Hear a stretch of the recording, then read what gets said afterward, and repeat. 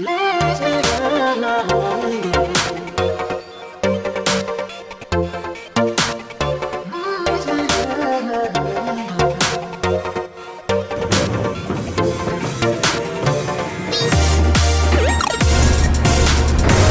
we doing right now?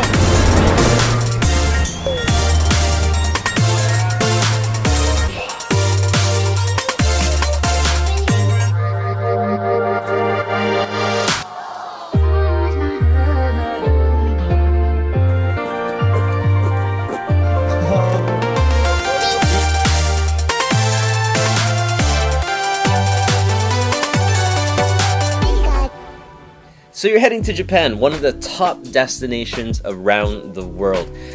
Maybe you're going there for work, maybe you're going there for play. It's one of the safest countries in the world, and it's also one of the most unique. Maybe you're staying for 1 month, maybe you're staying for a week, maybe you're staying for a year to teach English in Japan. I'm here to help you guys out. My name is Maiku. Here is my ultimate itinerary for Japan. Your priority list might be different from my priority list, but this might give you some ideas on things that you can check out, or maybe something that you just never know was there. So here, why don't we just get started? This is the first thing on my priority list. Driving go-karts on the streets of Tokyo. Now, one, this looks absolutely dangerous, and it probably is. Two, it is something that I think the local governments are actually actively trying to ban. So it's something that you need to do today if you want to be able to have the chance to do it. The story is that all these different go-kart companies are abusing something that's in the Highway Safety Act in Japan, and they're abusing this loophole. So it's something that's very limited time, and if you want to do this, you have to move on it today. Now, originally, the robot restaurant was something I saw in a GoPro ad, and I was like, that is just absolutely crazy. How can I go do that? There's different iterations of the robot restaurant. So I believe the day show is actually a lot more tame than the night show. The local government officials actually told me that they're trying to clean up their act. Before, it used to be more like a burlesque type experience, but now it's more of just this crazy Japan thing. So the show is always changing, so your experience may vary. I have a link of my viewing of the show right here, and the idea is that it's just something that is just a crazy show. It's super touristy, but it's also tons of fun. I highly recommend to anyone that just wants to have that out-of-world experience of being in Japan. They have an awesome show! Number 3, the Japanese izakaya. Generally what that means is just Japanese pub. If you have a Japanese friend, a local, or perhaps maybe just someone that just lived in Japan for a really long time, and if you like nightlife, this is going to be the thing for you. Generally what happens is the price is roughly about $20, and the izakayas I've seen, they've given you unlimited alcohol, unlimited food for 3 hours. So this is where you can just get blasted. It varies between the different restaurants, but overall, this is what a Japanese-style pub is like. Number 4, the Japanese capsule hotel. Now, you might have seen online all these different images of other YouTubers doing the most craziest stuff in a Japanese capsule hotel. I'm gonna break that reality right now. Those are the most fanciest Japanese hotels that look absolutely insane. I got a chance to try a couple of different style of Japanese capsule hotels. Some are good, some are great, some are really bad. And it really just depends on what is the type of culture that you want in your Japanese capsule hotel. And pretty much Japanese capsule hotels are just like any type of hostel. They just make it look a lot more pretty than the regular hostel. So all these next tips are actually located outside of Tokyo. Now, I have this was the Japan Rail Pass. Just let me go anywhere across the country on the Shinkansen, which is the bullet train, for over 7 days. This also works on local trains as well, as a part of the JR Rail company. Is that what it is? There it is. If I had any advice about this, make sure you purchase this in your home country as opposed to in Japan. This was roughly about $350 Canadian for a 7-day pass. Inside Japan, that number can jump up to $500 to $600 Canadian dollars.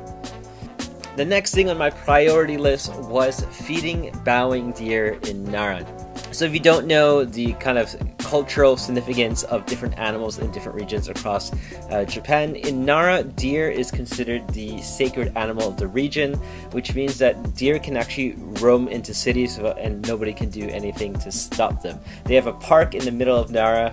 I forget what it's called, but generally what happens is after generations and generations of Japanese people feeding deer, the deer have learned that if they bow to any Japanese person, the Japanese person will very likely offer them, which has become a huge tourism attraction and a very fun one as well.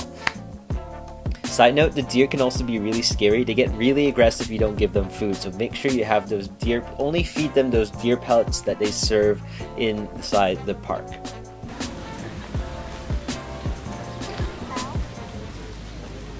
There you go. There you go. Yay! So the next stop is Kyoto, and if you're going to Kyoto, you probably have heard of the Sensoji Temple. It's the golden temple that's on a lake or pond or something. Yeah, the reality of the situation, there's like 1 billion people here. So you have to come either super early. I don't even know if they're 24 hours or not. So I don't think it really matters. It's always going to be billions of people here. And it's probably the most photographed temple in all of Japan. But if you have time, I highly recommend the Fushimi Inari Shrine. The Fushimi Inari Shrine is a shrine dedicated towards foxes, and it's located on a side of a mountain. It is the most absolutely insane sight I've ever seen. They have these torii gates that are all built side by side, and they go all the way to the top of the mountain. I personally haven't gone all the way to the top of the mountain, but I've gone halfway, and it was pretty spectacular. Next up is the bamboo forest of Kyoto. Now, there are bamboo forests all over Japan. I know that there's a famous bamboo forest an hour train ride north of Tokyo, but this one is the most easily accessible forest from a city. There is a trick to the forest in Kyoto. Now, if anyone doesn't read any Japanese, there is a smaller patch of forest which everyone kind of stops and goes, why is this thing so famous? When they said bamboo forest, I didn't think they meant, I thought it was gonna go like through a forest. I didn't know they only meant like it's 100 feet. And then once you get beyond that smaller patch, there's a little bit of like road work. There's like big signs in Japanese saying the larger forests are ahead, but if you don't read Japanese, you might miss it. This is actually now a proper bamboo forest. Not as lame as we thought. Maybe your friends thought they only went to that patch. I know, maybe they only went there. Ooh, gosh. Oh god.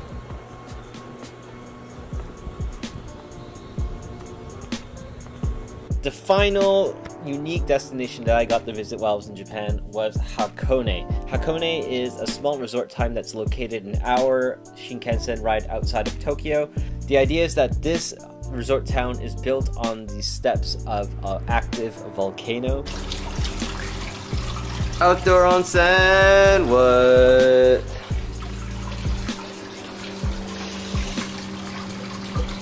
I'm supposed to be nude, but yes. That means that every hotel, every resident, every hostel has their own onsen bath located somewhere on the premises, and it is really, really awesome. When do you ever get to say you climbed an active volcano? So for this type of volcano, there's still sulfur spewing out of the ground, but there's no like open top with lava flowing that you can just look down into. That'd be extremely dangerous and extremely fun. But that's not what's happening. This is just an active volcano without the lava. I wish I knew that before I went up the volcano.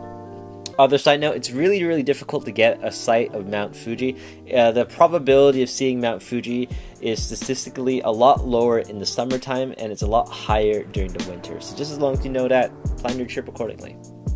Okay, so that is the 8 unique things that you can do while you're in Japan. I changed, I showered, I don't know, I forgot to film an ending. So, thank you guys for watching. If you guys like this type of content, leave a comment below or contact me via Instagram or Twitter. I'm on those things all the time. What else? Oh yeah, so I have a vlog series. If you want to watch me actually do all those things that I said, I'm going to leave it in a box here or a card up here. And thank you guys for watching. Remember, like and subscribe. I'll see you guys later.